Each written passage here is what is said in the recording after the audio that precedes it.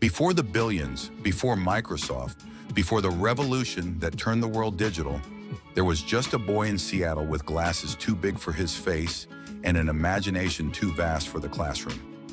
William Henry Gates III was born on October 28, 1955, to a prominent attorney and a civic-minded schoolteacher.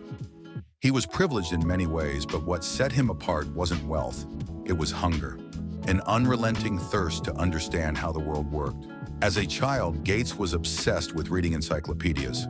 Not picture books, not comic books, encyclopedias. At the age of 13, he encountered a teletype terminal at his school, and it was love at first code.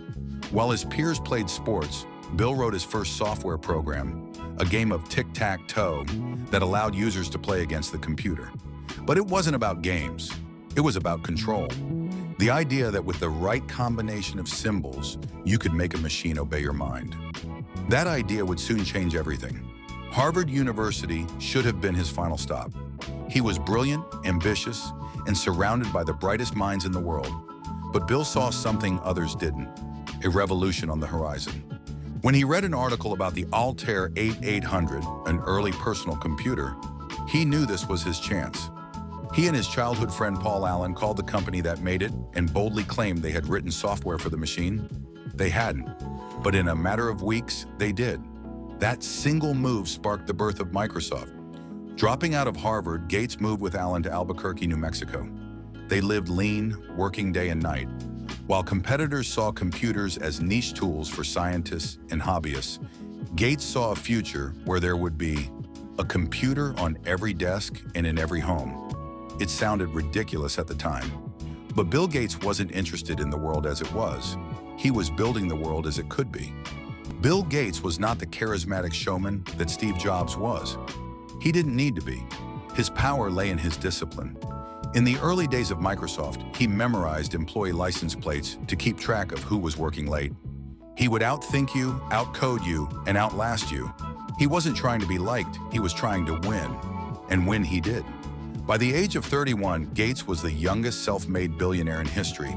Microsoft's operating system, MS-DOS, became the standard in computing. Then came Windows. Suddenly, the digital world had a visual interface, and the age of personal computing truly began. In 1995, Gates published The Road Ahead, laying out a vision of a connected future. He predicted email would overtake traditional communication. He foresaw mobile devices that would let us carry the world in our pockets. Most people shrugged it off. He was early, but he was right. Greatness doesn't come from talent alone. It's forged in routine, obsession, and unwavering focus.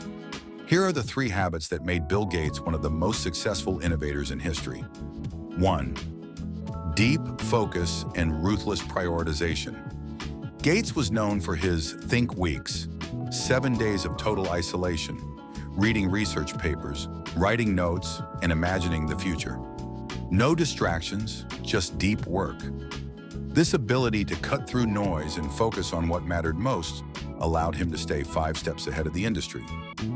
2. Learning as a lifestyle. Bill Gates reads over 50 books a year. He once said, "Reading is still the main way that I both learn new things and test my understanding."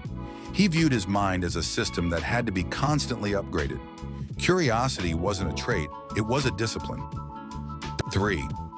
Think long-term, act now.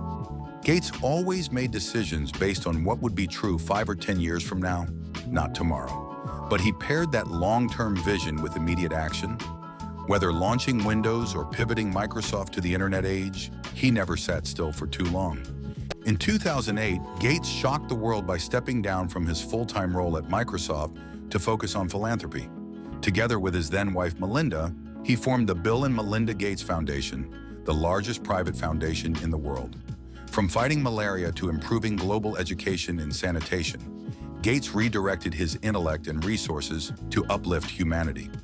Some questioned his motives, others criticized his influence, but few doubted the scale of his impact.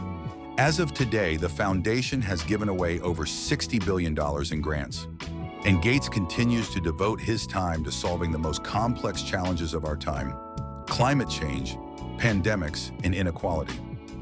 What was Gates's inner spark? It wasn't charisma or even pure intelligence.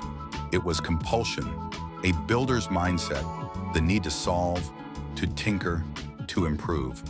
From a boy in a library to the helm of Microsoft to a global philanthropist, Gates has always been driven by one question: what can I build that will make the world better? His legacy isn't just about code or capital. It's about using what you know and what you have to make the future a little brighter for everyone else. Bill Gates didn't set out to be a billionaire.